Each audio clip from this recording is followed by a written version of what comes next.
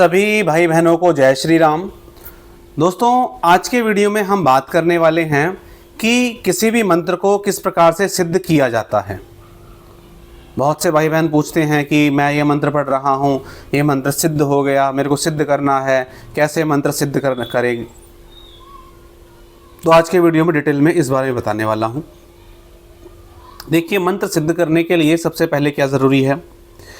लोग एक ही क्वेश्चन मेरे से बहुत बार पूछ चुके हैं कि क्या किसी भी मंत्र को सिद्ध करने से पहले किसी गुरु का होना उनके जीवन में ज़रूरी है। तो जवाब है बिल्कुल भी नहीं। अगर आप अपने इष्ट के किसी मंत्र को सिद्ध करना चाहते हैं, किसी गुरु की किसी की ज़रूरत नहीं है आपको उस मंत्र को सिद्ध करने के लिए। आप बेझिझक अपने इष्ट का मंत्र पढ़िए, 100% उसमें जागृति आएगी और वो मंत्र सिद्ध होगा। अनुभव के आधार पे ये बात मैं आपको बता रहा हूँ। तो आशा करता हूँ गुरु से संबंधित जो लोग प्रश्न करते हैं उनका ये जो संशय है क्लियर हो गया होगा। अब क्या ज़रूरी है मंत्र सिद्ध करने के लिए वो मैं बता देता हूँ। एक जगह का होना ज़रूरी है, एक आसन का होना ज़रूरी है, एक समय का होना ज़रूरी है और एक मंत्र का होना ज़रूरी है। इन सभी चीज़ों को मैं क्लियर करता हूँ। जगह के लिए किसी हिमालय पे जाने की आवश्यकता नहीं है।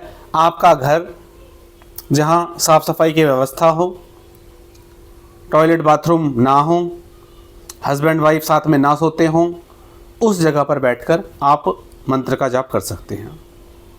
एक आसन का होना, आसन मेरा कहने का मतलब ये नहीं है जैसे बाकी सब लोग बताते हैं लाल आसन लेना, पीला आसन लेना, हरा आसन लेना, ये नहीं। आसन का मतलब एक ऐसी चादर जिस पर बैठकर आप सिर्फ जाप करें और जो ज़मीन का जो कांटेक्ट होता है उससे आपको बचा ले, यानी कि डायरेक्ट आपको फर्श पे बैठकर मंत्र जाप नहीं करना।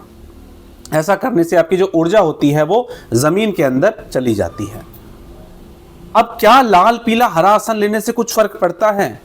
पड़ता है, लेकिन इतना नहीं पड़ता। मान लीजिए आप हनुमान जी का जाप कर रहे हैं तो आपको लाल आसन लेने से फ़ायदा होगा। कोई विष्णु या राम मंत्र का जाप कर रहे हैं तो पीला आसन लेने से लाभ होगा। लेकिन ऐसा नहीं है कि आप पीला आसन ले लेंगे तो मंत्र सिद्ध हो जाएगा, या आप पीला आसन नहीं लेंगे तो मंत्र सिद्ध नहीं होगा। ये बात गलत है। ये मेरा कहने का मतलब है। एक समय का होना ज़रूरी है। समय का क्या मतलब होता है? समय का मतलब ये नहीं है कि आपने सुबह 6 बजे जाप करना है तो 6 बजे आपने जाप नहीं किया तो आपकी देवी देवता नहीं सुनेंगे। एक समय का पीरियड लगा लीजिए आप। जैसे समय हो गया 6 से 9 का, 9 से 12 का, 12 से 3 का, 3 से 6 का, फिर 6 से 9 का और 9 से 12 का, इस प्रकार से। तो आपने एक टाइम पीरियड सेट कर लिया, अपने इष्ट से प्रार्थना करी कि हे प्रभु, मैं समय अनुसार 6 से 9 के बीच में इस मंत्र का जाप करूंगा, या शाम को 7 से 10 के बीच में इस मंत्र का जाप करूंगा। इस प्रकार से आपने बोल दिया। ऐसा नहीं है कि 6:10 पे आपने जाप करना शुरू करा तो वो मंत्र आपका खंडित हो गया। ऐसा नहीं होता। तो समय का मैंने जवाब दे दिया और एक स्थान का हो गया, जवाब दे दिया मैंने। तो ये चीज़ें ज़रूरी हो गई। अब मंत्र को पढ़ना कितना है? मंत्र को कम से कम 1.25 लाख बार पढ़ना होता है, यानी कि 1,25,000 बार आपको उस मंत्र को पढ़ना होता है। 1,25,000 बार। कितने दिन में आप पढ़ सकते हैं ये आपके ऊपर डिपेंड करता है। आप 10 दिन में उस मंत्र का जाप पूरा कर सकते हैं, आप 21 दिन में उस मंत्र का जाप पूरा कर सकते हैं, आप 51 दिन में उस मंत्र का जाप पूरा कर सकते हैं। ये आपके ऊपर डिपेंड करता है। एक मैं बात बता रहा हूँ छोटी सी, 3,125 बार आप मंत्र को पढ़िए, 40 दिन के अंदर वो मंत्र आपका सिद्ध हो जाता है। और मंत्र जाप करते समय बहुत इंपॉर्टेंट चीज़ क्या है कि जहाँ भी बैठकर आप मंत्र जाप कर रहे हैं उस जगह पे उस समय पर खुशबू आते रहनी चाहिए।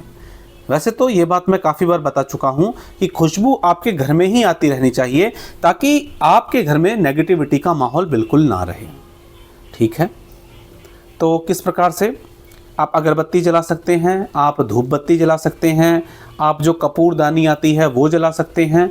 जिस खुशबू में आप कंफर्टेबल फील करें, जिस खुशबू में आप लंबे समय तक बैठ सकें, उस खुशबू का आप प्रयोग करेंगे तो आपके लिए अच्छा रहेगा। एक किसी प्रकार का कोई नेचुरल परफ्यूम, जो अतर आते हैं, इत्र बोलते हैं जिन्हें, आप गुलाब का यूज़ करो, चंदन का यूज़ करो, जो खुशबू आपको बहुत अट्रैक्ट करती हो उस खुशबू को आप यूज़ करिए। खुशबू को आप यूज़ करेंगे तो आपका जो मंत्र की साधना है वो इंटेंसिफाई होना शुरू हो जाएगी, यानी कि बढ़ना शुरू वो हो जाती है। 3 चीज़ें मैंने बताई कि मंत्र सिद्ध करने के लिए आपको क्या करना चाहिए और आप क्या कर सकते हैं। अब आपका मान लीजिए 40वें दिन मंत्र का संकल्प पूरा हो गया, या जितने भी दिन आपने सेट करे हैं, 10 दिन, 11 दिन, 21 दिन, 51 दिन, आपका मंत्र वो उतना 108 बार आपका जाप पूरा हो गया, 1.25 लाख बार आपका जाप पूरा हो गया। अब आप क्या करें, उसके अगले दिन आपको हवन करना है। किताबों में लिखा हुआ है कि दशांश हवन करना होता है। आप जितनी ज़्यादा माला का हवन कर पाएँ, 5 माला का, 11 माला का, 21 माला का, जितनी माला का आप हवन कर पाएँ, कम से कम 1 माला का हवन तो भाई आप करोगे ही, 108 बार तो आप आहुति दोगे। तो कुछ नहीं कर सकते तो 108 बार आप उस मंत्र से आहुति दो।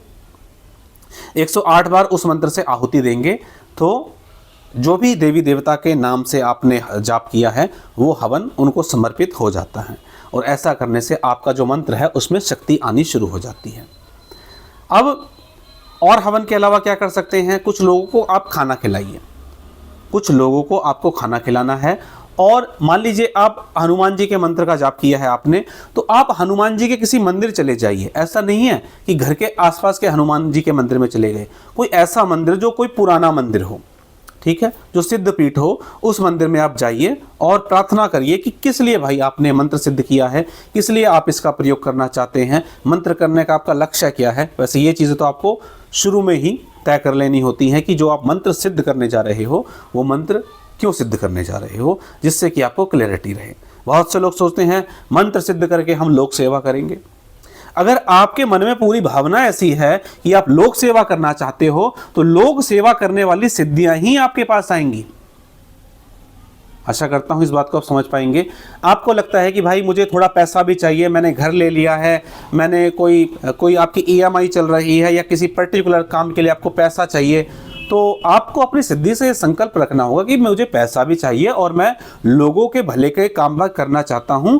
तो उसी तरह की सिद्धि आपके पास अट्रैक्ट होती है। तो ये संकल्प आपको शुरू में ही लगा लेना चाहिए कि आप जो मंत्र सिद्ध कर रहे हो वो किस लिए कर रहे हो।